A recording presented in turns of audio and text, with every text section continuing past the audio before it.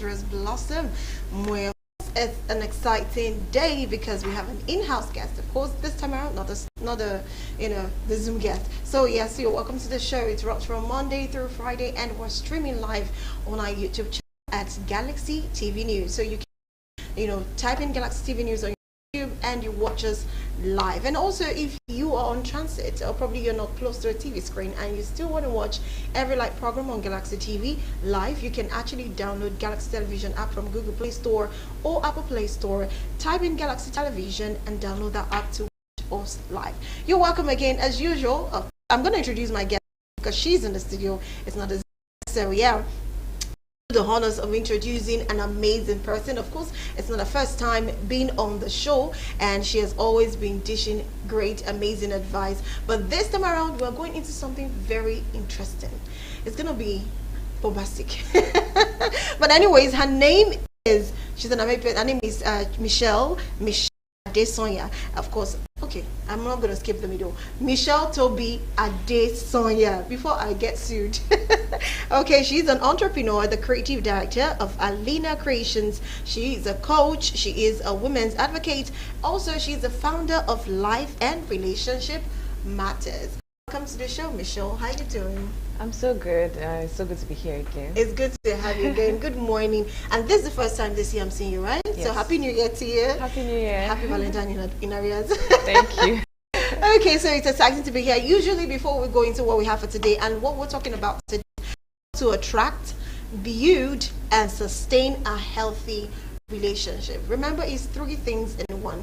You attract a healthy relationship, you build that healthy relationship, and at the same time you have to sustain that healthy relationship, because trust me, you can attract, you can build, and end up losing that relationship. So we're here for you, and Michelle is here for you. But let's quickly go for a tip, and this tip is more of a relationship tip, and it's just to maintain a good relationship. How you can actually maintain good relationship with people at your office, wherever you are, you can still be a good keeper of relationship. And of course, who knows, you could be a coach one day. Go for this tip, and when we come back, we'll be talking about how to attract, build, and sustain a healthy relationship. Michelle Toby Adesonya. We'll be right back. Stay with us. Tips on relationship. Building and maintaining healthy relationship is an important part of looking after our mental health. Here are 6 top tips to support you with yours. The first tip is get to know yourself. Take the time to appreciate yourself and get in touch with your emotions to be able to express yourself clearly and more effectively. Not knowing how to regulate emotions and express them healthily can negatively affect your mental well-being. Number 2, put in the work. Healthy relationships are not found but built. A healthy relationship needs commitment and willingness to be accommodating to each other's needs. Number 3, set and respect boundaries. Setting boundaries is not only about what you don't like or don't want in your relationship, but also about letting the people around you know what you appreciate. Think about and let others know where your boundaries are, respecting your time alone, for example. Doing this can take the pressure off your relationship to commit to anything unrealistic. Number 4, talk and listen. All relationships have disagreement, and that's all. What matters is how you talk and listen to one another. Listen to understand rather than listening to respond. Don't be afraid to express your emotions or vulnerabilities with people you trust. Number 5, let go of control. A lot of life is about how we react to our experiences and encounters. Knowing that you can only really control what you do and not what anyone else does will take time and stress. Number 6, reflect and learn. You have a healthy way of expressing your feelings, you're able to react to other people's in a healthy way. Being angry with someone often comes from a place of feeling hurt and upset. If you can recognize that, you will communicate it and build better relationships with others or your spouse. Reflect on the relationships that work best in your life. What qualities do these relationships have, and how can you bring these qualities into other relationships?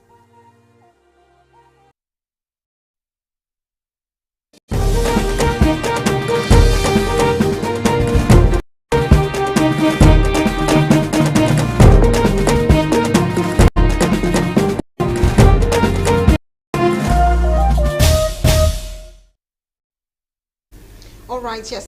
Welcome back. Yes, those are the amazing tips on how to keep a healthy relationship. Well, yes, we have a guest. Like I said, we have Toby Adesanya in the building, and of course, we're talking about how to build, attract, and of course, a healthy relationship. So, of course, because it's a 3-in-1, that is attraction first before the building and for the sustaining. So we'll start with the attraction. Now, I would say in marriage, like, distract, but when you're not opposite, now attract. Now, how do you attract? Because people say you attract your kind of person. If you're a playful person, someone who's playful, they're opposite attract. So there's a conflicting interest in there. So how do you attract your kind of person? Because I've heard a lot of people say opposite attract, but at the same time, when you see their spouse, they're almost like she likes to go out, he likes to go out, she likes to dance, he likes to dance. Just a little bit of some difference, maybe school-headed, he everywhere, you understand? So what exactly, how can we attract our real person, the person that we feel is our to-go response anytime, any day? Okay, thank you for that question. It's a very important question because I often hear people say opposites attract and all of those things, which, yes, has a bit of truth, but I would say that the most important thing is the values, right? Your values have to be clearly defined, and having those values clearly formed, it becomes easier to attract the person who also has similar values with you. Okay. So when we say that opposite attracts, sometimes it's usually to personality types or personality differences. Like, for example, somebody who is calm will naturally gravitate to towards someone who has a bubbly personality. We just have that thing where we are attracted to something that we do not have. But what sustains that relationship or keeps that relationship, growing is the sameness of the values and belief systems that they both have. That is very important. Okay, so that means how about people who they are outgoing, they are not introverts, and they tell you, I can't marry an introvert, I have to marry someone who goes out there with me. I have to, take for example some persons who do like PDA, and you end up with someone who do not like PDA. How? I feel like there's a starving there. I feel like if you are not probably careful, you might end up let me put it this way, having a side chick. Because if your wife is all this, I don't want, or your husband is, I saw a trend skit where every time they are in the house, the husband, is the boyfriend actually, is always, lovey-dovey with the wife, and the wife is that kind of person. But when the girlfriend comes out and they are working together, she tries to hold his hand, and he drops the hand, like, stop it, I don't like this outside. And one day, it got to her, and while they were working, she saw the two couples, playing all lovey-dovey PDA thing, and she asked him, excuse me, sir, please, is it wrong to actually play love in the house, and you still want to do this thing outside with love life? Would you want it that your spouse doesn't know? We're like, no. And he held the girlfriend hand, and like, see, I'm doing this inside, I'm even doing, in fact, I might not even do it inside, but I will do it outside because I want people to know that this is my own. And she went back to her boyfriend. Her boyfriend, like, why are you asking people? He said, because every time this is what you do. And she was like, if you're not proud of me, it means you and you can't do it inside, and when it gets outside, you say you don't like PDA. Because trust me, I believe everybody loves PDA. If you really love the person, you will even be the PDA person because you want to show it off. So in that situation now, what do you think the supposedly spouse should do? Of course, still in a relationship, not yet married. What should they do that they can be able to get married, and maybe when they get married, now they're showing her all the PDA, she doesn't just get attracted and start cheating on her husband? First thing is communication is very important. So they need to talk about this thing. Why is it that when we are in the house, you're all over me, but when we go outside, this is what is happening? Have that conversation, talk about it, let's see what the issue is. And then when you're able to have, and communication, a communication that is effective, because there are some times that we are talking but it is not effective communication. Everybody's just trying to hear each other or make a point. But an effective communication where I am making a point, you're understanding my point, you're reasoning with me, and then when that communication, effective communication, is established, then compromise can now come in. Maybe the reason the person doesn't like PDA outside is because maybe they are just shy. Some people are like that. They don't like, public display of affection because it makes them makes them cringe. somehow. So that could be, and that's Yeah. why communication is important. So whoever the party is, come to that conversation with Yeah. the aim to understand, not to make your point. Yeah. So have that conversation because you want to understand why is it this way, like this? and then from there you see that it's not much of a big deal by the time you Yeah. have that conversation. I think I will agree with you because there was a time I love PDA. I'm a PDA person. Trust me, anytime. Even without even the relationship, if you're my friend, my darling, I'm showing the love. I'm showing everybody in the world that this is my friend, and I do not joke with him or with her. Now there's been a situation whereby he doesn't like PDA, and I found it a big problem. I was like, I do not understand. In the house, you will not allow me breathe, but when we are outside, you're always like, no, people are looking at which people do they know you? Sometimes just conscious like that. But you know one amazing thing which you said is effective communication. I kept telling him, this is how I feel, this is what I want, and before time, it's now even me that is running away. I'll be like, oh God, we are outside. Oh, now you're shy.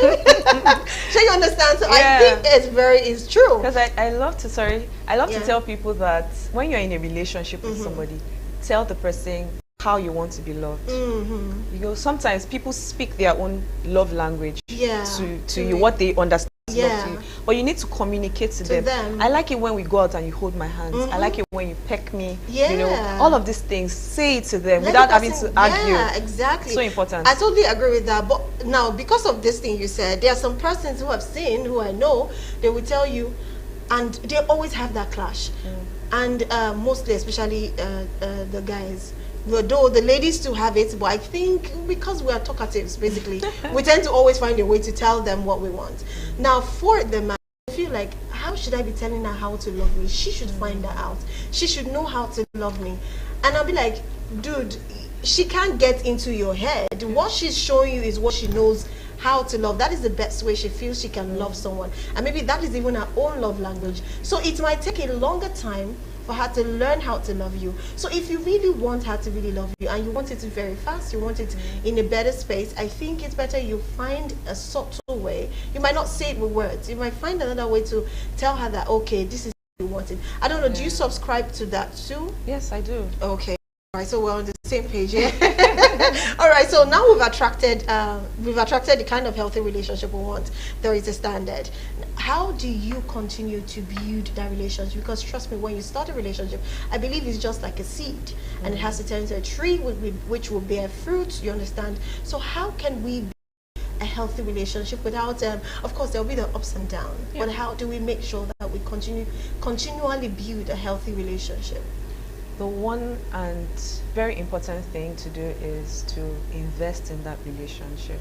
So it's one thing to attract a person. Oh, you've attracted a person, but you need to build that relationship by investing in that relationship. Your intentionality, like this is where the old love language and stuff come into play. Okay, this person, I love this person. How does this person? What are the things I can do that will mean so much to this person? What are the things that they are building that matters to them that where can I be in their lives? How can I contribute to their lives? Your contribution to them, your investments in them, intentionality, making them know that you matter. Because sometimes people are in a relationship and they don't even know if I matter in this relationship, if this person cares about me or this person loves me. And then there's that space where the person is confused. Really know. So being intentional about it, communicating as often as you can. Let them know that I love you, I am committed to you, I am intentional about you. Because there are times when we can go through phases in a relationship where sometimes, especially as women, we're always in our head a lot. We're always in our head a lot, and so that assurance is consistently needed to build that relationship. Okay, this is something I'm working on, this is something I love to do, let's do it together, let's build this together. Those kind of things, you are developing that relationship that way.